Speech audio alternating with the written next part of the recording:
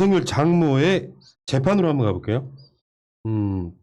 이것을 유일하게 있는 그대로 보도했던 언론사는 딱 하나. MBC. MBC. 만나면 좋은 친구. MBC. MBC인데 이 내용은 이런 거죠. 다른 동업자들은 모든 사건에서 다 유죄가 되고 감옥살이를 했어요. 네. 여기 지금 요양병원 문제만 걸려 있는 게 아니라 다른 것도 윤석열 장모는 여기에 사실은 내가 명의만 빌려줬다라든지 이런 식으로 빠져나갔단 말이에요. 누군가가 검찰이 개입해가지고 이 사람한테 계속 면죄부를 줘왔던 거예요. 그거를 서울중앙지검이 기소를 하게 되죠. 그 중앙지검장이 누구다? 기성윤이다. 그러니까 윤석열 입장에서는 지금 그런 분석도 있잖아요. 국민의힘의 당대표가 뽑히고 나면 나올 것이다인데 어떤 사람들은 이성윤이 중앙지검 잘려야 나올 것이다 하는 사람도 있는 게 바로 이 지점에 있는 거예요. 그리고 이걸 고발했던 사람이 누구냐면 최강욱, 황희석 이런 사람들이에요.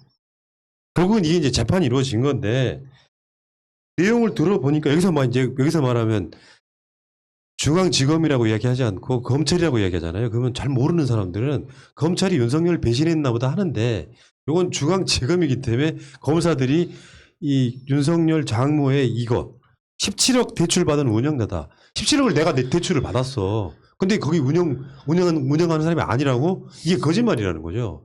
핵심, 더군다나 자기 사위, 윤석열 말고 다른 사위를 거기 사무장으로 썼었잖아요. 네.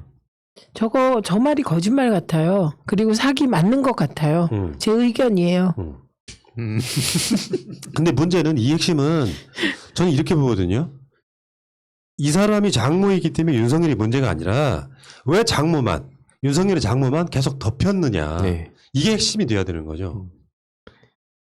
그런 장모가 있다고 그래서 내가 관여한 바가 전혀 없고 오히려 처벌을 원했다 정도 되면 진짜 대선 후보감이 될 수 있는 거고 윤석열의 영향력 하에 있는 검사들이 이 윤석열의 장모만 빼준 거 아니냐 이렇게 말하면 굉장히 심각해지는 거죠.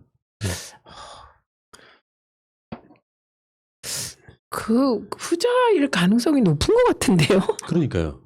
그들만의 카르텔 속에. 네. 심지어 이 재판에서는요. 윤석열의 부인 김건희의 지인이 개입한 정황도 처음으로 드러났어요. 네. 그러니까 지금까지는 뭐 이 코바나 컨텐츠 이런 정도의 이야기만 나오고 있었잖아요. 근데 네. 여기에 이 요양병원 운영에 관련해서는 김건희의 굉장히 측근이 이 사건에 개입한 정황이 드러나면 김건희도 같은 공범일 가능성이 되게 높아지는 거죠. 이것도 그냥 개입이 아니라 약간 돈 세탁 혹은 중개 이런 느낌이던데요. 최은순이 송금을 하면 네. 자신의 계좌로 돈을 받아서 최 씨가 지시한 것으로 입금을 한 그 역할을 했거든요. 근데 네. 이 사람이 김건희에 굉장히 가까운 사람이다. 그러면 그게 김건희가 하는 거죠. 그러니까 뭐 그 한동훈 포렌식이라든지 뭐 이전엔 또 나경원이라든지 뭐 최성이라든지 이런 사람들에 대해서는 어떠한 조치도 안 하면서 공정 상식 정의를 슬로건으로 내세운다는 게 저는 그야말로 진짜 비상식적인 어떤 그리고 가장 불공정한 모습이 아닌가 네. 생각했습니다. 그 돈 심부름한 측근이 김건희랑 같은 대학원 다녔던 부분. 그러니까 김건희랑 굉장히 친했기 때문에 최은순 씨가 그 친구한테 돈 심부름을 계속 시켰던 거죠. 이렇게 되면 그 중간에 돈을 이렇게 중개해 준 사람은 어떻게 되는 거예요? 그냥 모르고 한 게 돼요? 이게 돈 심부름 자체만으로는 그게 죄가 되겠습니까? 이 핵심은 그 요양병원을 실제로 내가 운영했냐 안 했냐인데 본인은 명의만 빌려준 거다 이런 식으로 주장을 해왔기 때문에 그 재판을 할 때도 최은순, 윤석열 장모는 나는 전혀 관련이 없다 그런 식으로 부인했잖아요. 법정에서 부정수급을 부인한 부분. 그러니까 사무장 병원인 거죠. 간단히 말하면. 그 자체가 불법인데 의사 면허가 없는 사람이 사무장 병원을 운영하면서 누군가를 데이터로 내세워가지고 국가에서 나오는 그 급여들을 다 가로챘다는 거거든요. 이 사람 대단한 사람인 것 같아요. 이런 범죄성의 전자적인 걸 발휘하고 있잖아요. 그러니까 역사적으로 서태후의 후예들이 곳곳에 있는데 사이즈가 이제 바뀌어서 있는 거죠. 윤석열 씨 장모는 지금 요양병원 건만 걸려 있는 게 아니고요. 막 박골당 건도 걸려 있고요. 어마어마해요. 지금 아마 이게 밖으로 전면으로 드러나면 공소시효 지난까지 하시면 한 5개 이상 될 걸로 근데 그 모든 사람들이 동업자 하는 처벌, 본인은 어떤 처벌도 받지 않았던 구조에 있었단 말이에요. 자, 근데 문제는 어제 언론의 태도죠. 네. 제목 야, 그 MBC는 지금 윤석열 혼자만 무죄라던 장모 검찰 17억 대출 받은 운영자. 그 검찰은 중앙지검 네. 검찰이고, 예. 근데 다른 언론들 한번 보세요. 다 이런 식이에요. 윤석열 장모 병원 운영 관여 아내, 윤석열 장모 첫 공판서 혐의 부인, 윤석열 장모 병원 운영 관여 아내, 윤석열 장모 법정소 부정수급 부인, 윤석열 장모 공소사실 인정 못한다. 아니 세상에 이런 말도 안 되는 보도가 어디 있습니까? 윤석열 장모 입장에서 보도하는 그렇죠. 그게 말이 돼요? 그 조국 정경심 뭐 손혜원 등등등에 대해서는 전부 검찰 입장을 반영한 제목을 쓰다가 유독 윤석열 장모에 대해서만 장모 입장에서 기사 제목 뽑아주는 저들은 누굽니까? 진짜 놀랍지 않습니까? 네, 놀랍습니다. 실제로 만약에 이게 조국 장모였으면 어떻게 됐겠어요? 난리 났겠죠. 있지도 않은 사실까지 들먹이면서 이제 심층 취재해가지고 그 요양병원에는 조민도 근무했다. 뭐 이런 식으로 이제 말도 안 되는 보도를 낼 거 아니에요. 그 돈 중개해 준 사람에게 몇 억 줬다. 뭐 네, 이런 네. 거죠. 그런 방식으로 할 텐데 윤석열 장모 입장에서 보도하는 건 처음 봐요.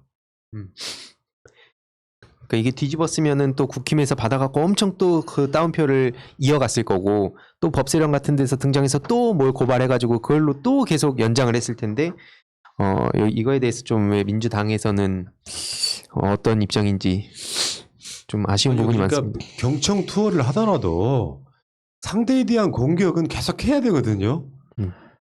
실제로 진짜 어떤 경우는 왜 이런 걸 논평을 안 하지 하고 민주당 홈페이지 들어가 보면 가끔씩 그런 논평들이 언론이 보도를 안 해서 남아있는 경우는 있긴 합니다만 언론이 보도를 하든지 안 하든지 이런 논평들은 하루에 몇 개씩 나와야 되거든요. 언론들 왜 이러냐. 그러니까 이슈를 끌고 가지를 못하고 불편하면 그냥 스킵. 그거에 대한 온전히 우리가 그걸 다 감당을 해야 되는 거예요. 그냥 감당하지 마요. 그럼 어떻게 해요?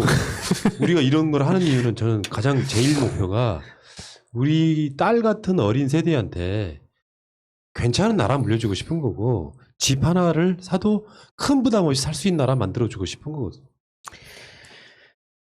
그러니까 지금 하신 말씀 있잖아요.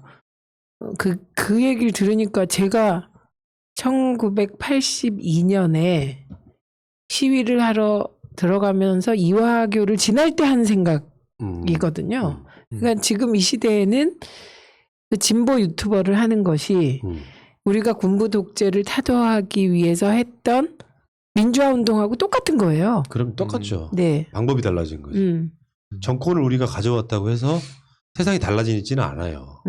열심히 투쟁해야 되는 거고 네. 그렇게 해서 투쟁하라고 180석 만들어준 거예요. 그건 아셔야 될 것 같고요.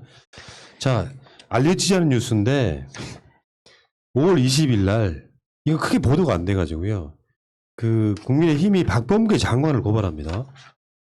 근데 몰랐네. 고발한 내용이 이성윤을 업무 배제 안 하는 건 직무유기라고 여기 전주회하고 태영호가 그 대검찰청 민원실을 방문해가지고 박범계를 고발해요.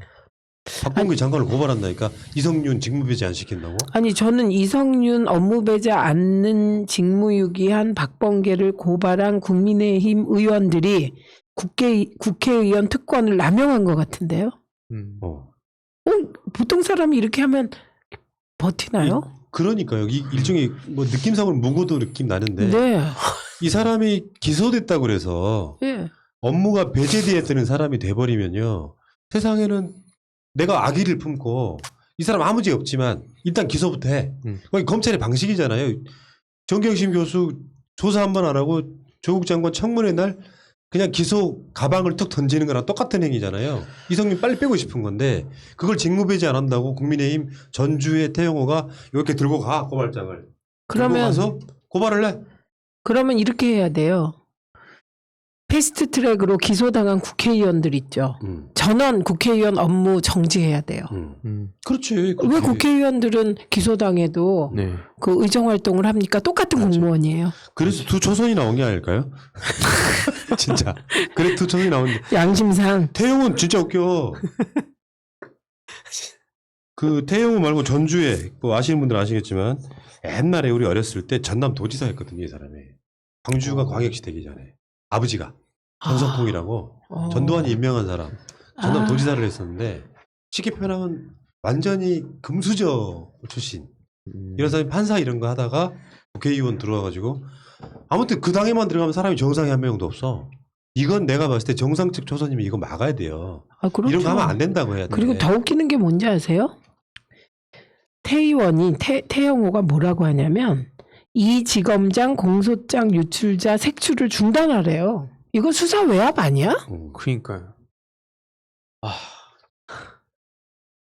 아무튼 진짜 웃기는 놈들이 그러면 민주당 초선들 중에 일부는 이 두 사람을 좀 고발 좀 하고 하세요.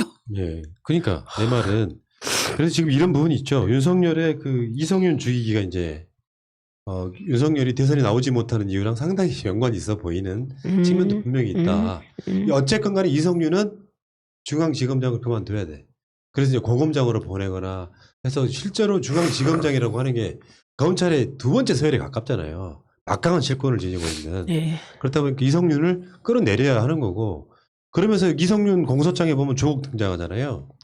거기 잘 생각해 보면 윤석열이 대선용이에요, 대선용. 조국을 계속 연상시켜야 내가 살권수했다라고 하는 이미지를 연상시키기 때문에 관계없는 조국을 이성윤 공소장이 끌어와가지고 이거를 어떤 새끼인가 안에서 밖으로 유출해버리는 거죠. 아니 근데요 그 공소장 그렇게 쓰는 거 공소장 점수 매기잖아요. 그럼 그건 낙제예요. 아무 연관도 없는 얘기를 그냥 주변부 사실들을 공소장에 넣는 거잖아요. 공소장 일본주의 배. 네. 그 사건에 대해서만 쓰는 게 아니라 관계없는 거 막 써. 그 웃긴 놈들이지. 네. 우리 가끔씩 패널들 나와서 방송하다 보면 옆으로 새는 사람들 있잖아요. 주제랑 상관없는 얘기가 너무 심하게 나오는 거예요. 그럼 제가 바로 잡잖아요. 바로 잡아야지. 그리고 지금 최근에 그 박범계 장관이 이제 이 법무부 장관의 허가를 받아야 수사 개시야. 이 부분도 최근에 살짝 논란이 되고 있잖아요. 요거는 어떤 의도예요? 난 그건 분석을 못 하겠대. 뭐가요? 검찰이 수사를 할 때 법무부 장관의 뭐 허가를 받아야 된다고 하는 그쪽에 안 같은 거 있잖아요. 지금 그건... 6개 범죄도 네. 그걸 지금 검수 완박하기 전에 이 과도기적 중간에 나오는 이야기일 것 같기도 한데 그러니까 그런 수사들에 대해서 법무부 장관의 결재를 맡아야 된다. 뭐 이 이야기가 나오고 있는 거 아닙니까? 결재를 사실은 일반 형사 사건이나 그다음에 그 큰 규모의 사건이나 이런 게 사실상 법무부 장관에게 다 보고되고 결재를 받아왔다는 거 아니에요? 사실상 그동안에. 그러니까 그러네. 그동안에 그랬죠. 뭐 그걸 좀 더 강화시킨다는 건가? 그렇죠. 지금 문제가 되는 것은 그동안에는 민정수석, 검찰총장, 법무부 장관이 한 통석이었는데 지금 이게 끊어진 거잖아요. 그러다 보니 과거에는 문제 안 되던 것들이 막 수면 위로 드러나서 직권남용이 되고 직무유기가 되고 지금 막 이런 거 아닌가요? 알겠습니다. 자, 이 얘기 여기까지 하겠습니다.